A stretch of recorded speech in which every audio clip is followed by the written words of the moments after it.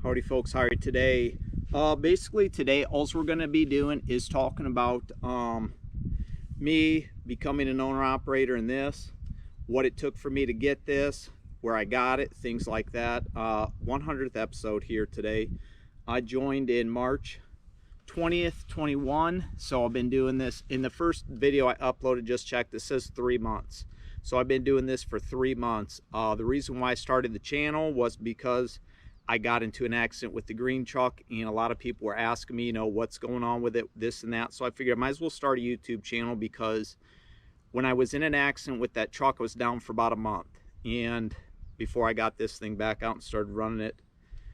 So I watched a lot of YouTube, and I thought to myself, man, I could do this. I could make content.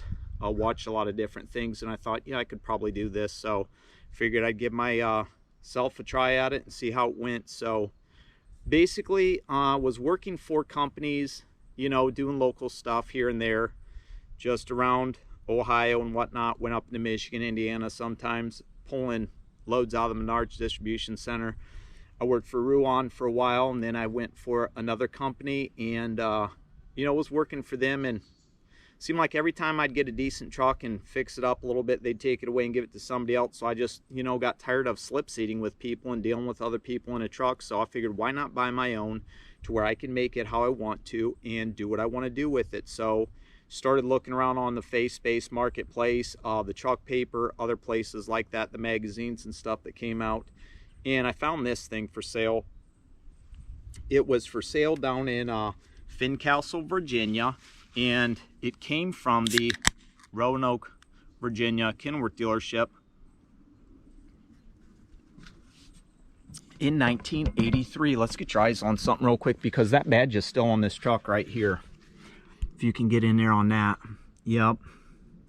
That's exactly where it came from. So let's get you set back up right here, because, well, I'm just going to sit here today and talk to you. So let me see if I like to view on my phone, because I've got you on my phone too, and I don't mind it. So seen this truck for sale, and I called about it, and I was the first one luckily to call. They said it hadn't ran in 2 years, hadn't been on the road since '96, so they were going to try to get it running. Batteries were dead, they couldn't get turned over, tried charging them, wouldn't work, so they ended up replacing the batteries, and said it fired right up. So I talked to the guy about a week later. I said, what do you got to have for it? He said they wanted $7,500 for the truck. So I told them, I can either give you $500 down, or I can come down in the morning and buy it. He said, well, we open at 8. You can do either one. I said, we'll be there at 8. So we jumped in the car the next night or morning and took off and went down there. Basically jumped in the truck, started it up, looked at it, talked to the couple mechanics that were around there that worked on it, and walked inside and gave the guy the money, and drove around their parking lot and jumped back in the car and came home. Told him I'd be down in 2 weeks. So 2 weeks later, I got the right permits and insurance and everything like that, so I could go down and get the truck. And I basically drove down by myself in my car, left my car down there, went over the lights and everything, made sure the thing was good to go, and basically drove it home. It was over 500 miles. First time the thing had been on the road since 1996, because that's the last time they actually had it in service doing anything. And was originally white with the green on the stripes.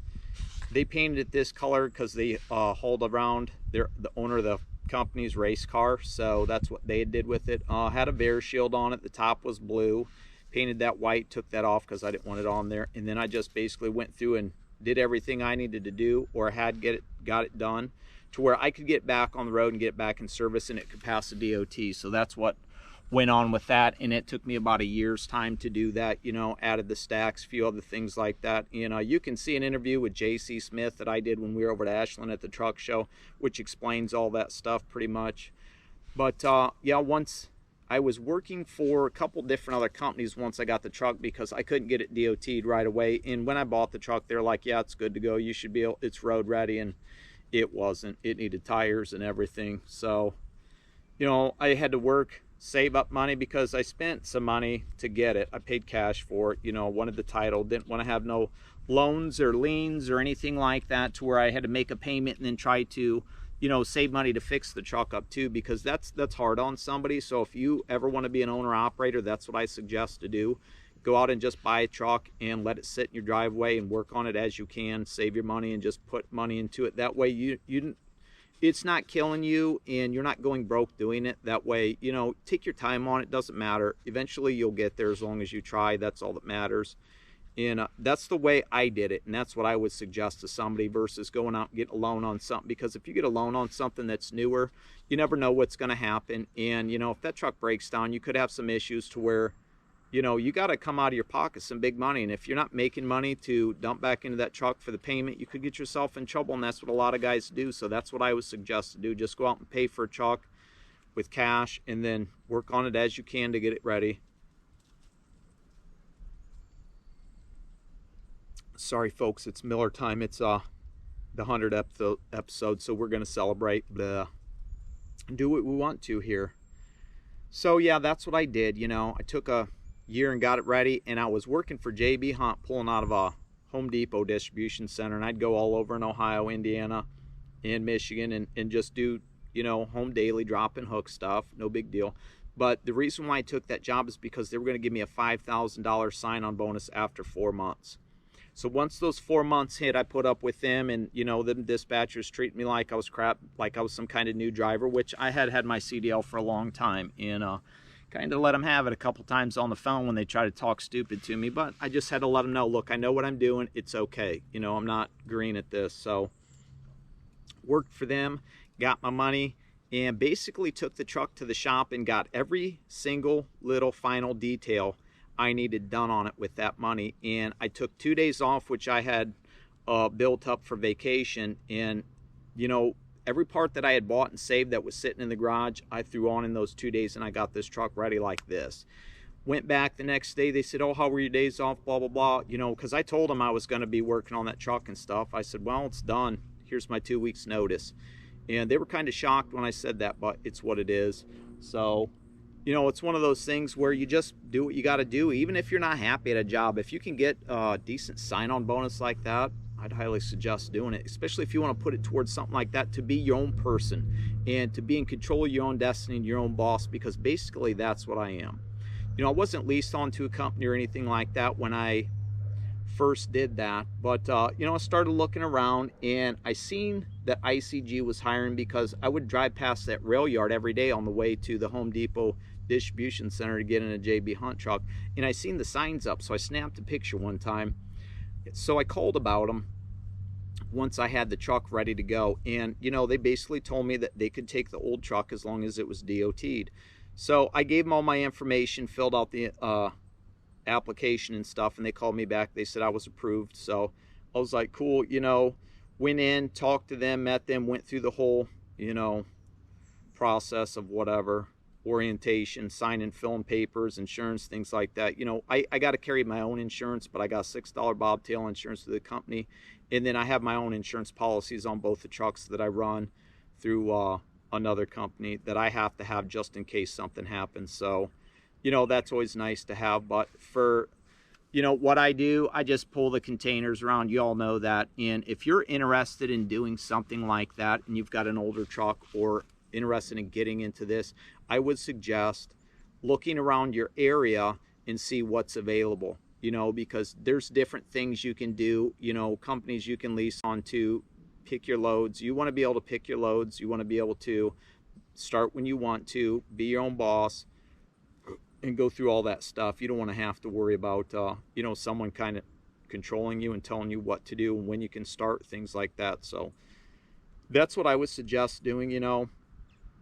And if you need any other information or anything, just hit me up through the comments. You can do that, and I will answer everything the best I can. You know, I don't have my own DOT number. I leased on to them because when I first got the truck, we looked into that, and it just didn't seem to work out with something like this. The insurance would have been way too high for me to have my own DOT and to carry insurance for whatever I was pulling. It just would have been too much. And, you know, I only need to make what I need to make, and that's it. So I'm not trying to get rich off of what I do. It's basically the lifestyle that I created for myself is what I'm happy with. I tell everybody I'm semi-retired because I work when I want to, you know, during the summer months when it's nice. I only work a certain time. And hold on, I'll be right back. Sorry about that, folks. Had to take off real quick. Old Geraldine come down the road. You know, the dog was sitting right out here, and he's a nosy bastard and would have took off after him, and I would have had to get up and go get him. So I just figured I'd handle that situation real quick before, you know, I had to take off and you were still going, because that would have been crazy. But yeah, that's what I would do if that's something you're interested in doing, because I'm not saying being a company driver is bad. There's nothing wrong with it. You know, I was a company driver. I never honestly thought I would become an owner operator until I started dealing with some of the stuff I was dealing with, and it just got old. You know, but if you're newer and you don't want to get into the expenses, the overhead and all that crap, because that's what a lot of people say. You know, when they talk to me, I'm always like, why don't you own your own truck, you know? And if you're not handy with, you know, being able to work on stuff, I understand it. You know, in overhead and expenses kind of scare people, but when you're bringing in revenue from a truck and you can save some money up to where you're covered for that kind of stuff, it all works out for you, and you don't, you know, really have to worry about someone else telling you what to do. And that's why I do what I do. You know, the company I'm leased for, ICG Logistics, they're really good to me. You know, I call them up, I say, hey, what's available? They tell me. I either can take it or I can't. You know, I can sit around at home as long as I want to. I only need to make what I need to make to pay my bills, and that's it. And that's where I'm at in my life. That's why I can do the things I do. You know, for me, it's the American dream. That's why I have it on the back of this truck, because, you know, it was the first truck I bought. Started running it, busting my ass, working all I could until I could get enough money to where I could buy the green truck. Which, speaking of the green truck, oh, Frankenstein, where have you been? Just talked to the shop guy today. He said next week it's coming home. All they're waiting on is a bumper, folks. He said everything else is done. There was a couple things. The panels are on and all that stuff, but he said the S-cam rod was bent, so they straightened it out the best they could. But he said they don't make that part anymore because, well, they don't make that part anymore. A lot of the parts for that truck they just don't make anymore. So that's something I'm going to be calling around to some junkyards and places like that and try to find, which there's a place in Toledo that I think I may have scored one at. They said they wanted to see the truck first, so I'm going to take it over there once I pick it up next week and swing through there and see, because I think they have it, but I don't know. But I may get a transmission from there too, because, you know, they buy a lot of stuff that's older and they just part stuff out. And she acted like they had some K100Es over there, so we'll see. If not, I'll be calling up Steve over in Pennsylvania and see if he still has those trucks. But I know he was getting ready to scrap them, so he may have gotten rid of them, but I'm sure I could find something somewhere. They just couldn't find a brand new part, and since they're a dealership, that's all they go for is brand new stuff. Me getting a used one ain't gonna be a big deal. Probably end up going back over to the shop that I go to and having that done, because there's a couple other things they said that needs taken care of that they didn't do. No wheel seals on the front. Other than that, panels are on, everything's good. I'll just have to go throw the seat in it, put the lights in it, and bring it home, and then start doing what I need to do to it, because there's a lot of stuff I told them not to do because I wanted to do it myself. Well, because that truck is a certain kind of ugly, and that's how I like it. I built that truck for me, so that'll be a whole nother episode. Once we get that truck back, we'll get into that, but for right now, that's what that is, and that's what you get on that. So next week I'll expect to be seeing a Frankenstein.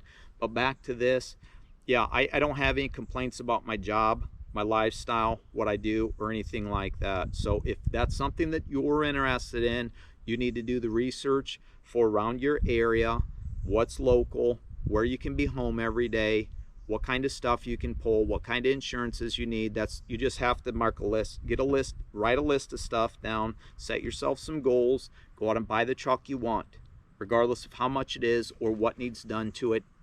If you can do it, then do it yourself, because that's how you become independent. I am an independent owner operator leased to a company, and if that's something you're interested in doing, it's not that hard. You can do it yourself. Like I said, the overhead isn't that bad.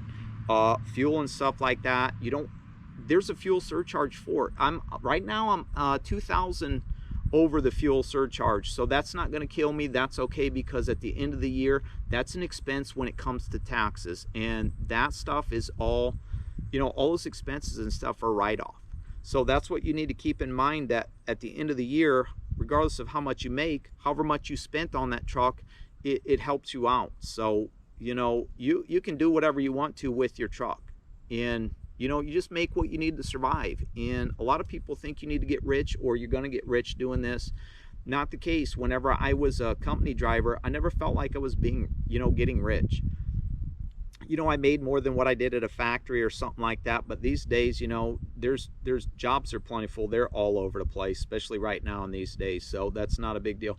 But the trucking industry, there's all kinds of jobs. There's sign-on bonuses and stuff, but you got to pay attention to that kind of stuff. And when I started with this company, I did get a $5,000 sign-on bonus with them too, but it took me 2 years to acquire, because you had to work so many days, I think like 90 days on a calendar year before you got, you know, a chunk of it. And then it just boom, boom, they'd pay you $500 each time your days went up. So that's how I got it. And I got it with that truck, or this truck, you know, so that was nice too. It's just extra money, but you know, you just, if I wanted to, I could work 7 days a week in this truck and then 6 the next day, and I could make decent money being at home, but I don't need to. So that's, you know, what I do, and I'm satisfied with what I do. I'm happy with life, and if you're not happy doing what you're doing, all you gotta do is make changes. Nobody else is going to control your happiness but you. So that's always one thing to remember, folks. So you take happiness into your own hands, and you create your own destiny, and that's where you get someone like me that's started at the bottom, and now I'm here. I've got 3 semis in my name. So, you know, this is the 3rd summer running this truck and doing this. This is my 3rd summer, and I've already got 3 trucks. So that's always nice to be able to, you know, acquire those things and build that kind of stuff up. And like the white truck, if I do want to do that white truck, I got all time in the world to do that white truck. I can do that whenever I want to. That's basically what I did with the blue truck and the green truck, because the green truck sat for a year too before I got it on the road, because there was things I wanted to do to it, you know, and I had to work this truck to build the money up to do that. And there's nothing more satisfying than doing that stuff yourself. And that's where I'm at in life right now. So that's where, you know, I get my satisfaction from, you know, being able to do that stuff. You know, hearing people praise me for seeing that truck on the road still, bringing that thing back to life, and not just, you know, letting it sit, which I'm sure that truck would have sold. Doesn't matter if I would have bought it or not. Somebody else would have, and somebody else probably would have done something with it. But, you know, I'm just trying to get these things out here for people that may be interested in doing this kind of stuff. You know, not every day is peaches and keen with this, but, you know, there's a lot of things that I have to deal with, like bad chassis and junk containers, stuff like that. But it's just what it is. You know, you go through life, you're going to have issues and problems. It's how you approach them is the thing. You just need to find the solution for the problem once you realize what the problem is. And that's why I get off on this kind of stuff, you know. Love to troubleshoot, deal with problems. Doesn't matter to me.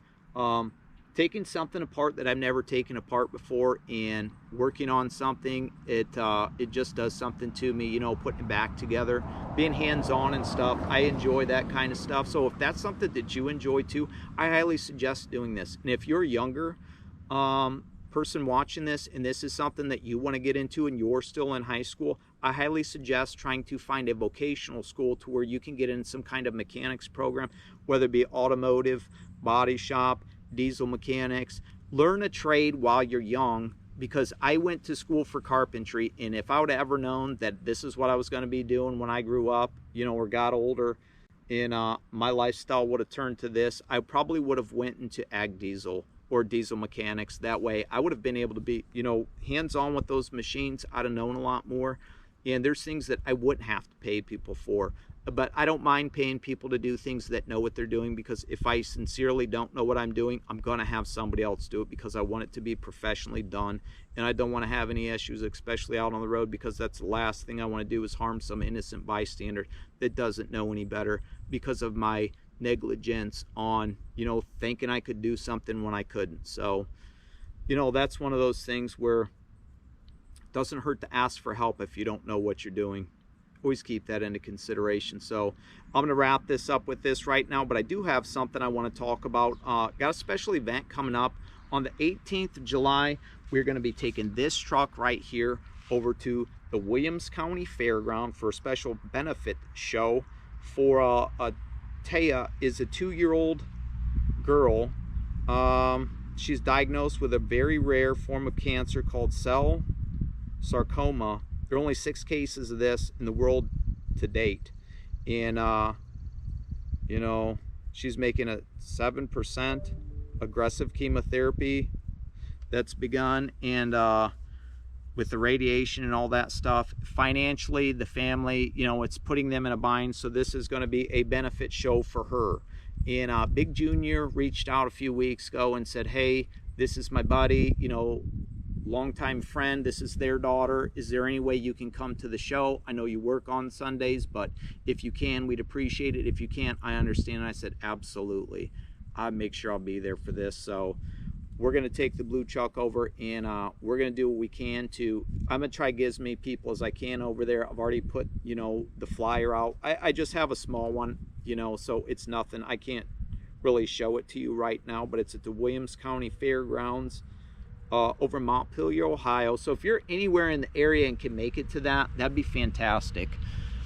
I'll give you some of the details here real quick. It's from 12 to 5. The registration begins at 9 a.m. and that's probably when I'll be there. The registration is $20. It's a free will donation for general admission. It says shine it up and show it off. Bring your car, truck, motorcycle, tractor, semi-truck, bicycle, anything with wheels. So if you are in the area and you can go to that, that's a special event that will be cool. And I'm going to be over there meet and greeting, you know, handing out some pictures, anything, you know, taking pictures with people, talking to them. I'll probably do a shoot while I'm over there. That way, you know, I can get some good stuff on there. And if there's anybody that I see over there that I want to put on the channel because I think they have something unique, you're darn right, I'm going to be doing some footage on that. So keep your eyes up on that and stay tuned. But, you know, always good stuff around here. We always got things going on. So you know how it goes around here. But yeah, the green truck's coming back. Pretty excited about that. Gonna have to make some room in the driveway because I know that it's going to be taking up a spot. But pretty happy. Not to mention we got those shirts coming too. Just talked to the guy, he sent me the proof. So I was sending back that was good. So those are starting to get printed this weekend. So hopefully by next weekend I'll have some. And I got my vendor's license today, so I'll be able to sell those. So, you know, we're getting things around for everybody and making sure that, you know, you getting what you need from me. And if you're interested in a shirt or anything like that, we'll get them to you. So hopefully everybody enjoys this content and things I'm bringing because, well, I'm trying to bring the good stuff. But if not, oh well, there's other channels you can watch, so you know how it goes. So I'm gonna wrap this up real quick and go inside and enjoy this beer and celebrate the 100th episode coming up at you live. So until the next time, you know what we say, we will see ya.